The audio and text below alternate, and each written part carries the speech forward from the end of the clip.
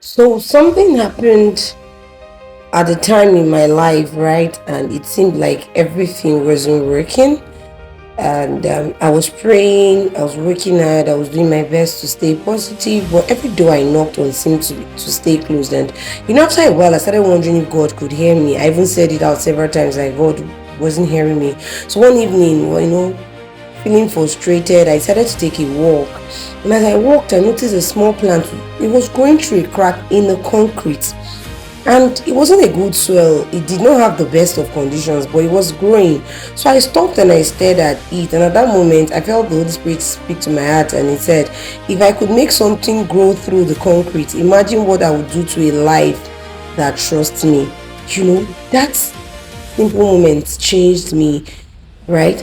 And from that moment, my circumstance did not improve overnight, right? The challenges were still there, but my faith became stronger than my fear. So I started focusing on, thanking God for what He was already doing behind the scenes rather than focusing on what was happening at the moment.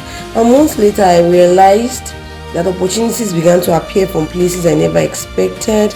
Looking back, I realized God had never abandoned me. He was just preparing me. Now, so whenever things get difficult, I just remember that little plant. So because faith isn't just believing when everything is easy, right?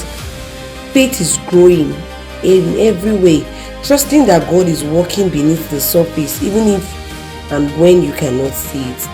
And just like that plant broke through the concrete, right? God's purpose for my life broke through that obstacle that was standing my way, and it got better by the day. Like the Bible says, the path of the just would shine brighter and brighter until the perfect day. It got better and better.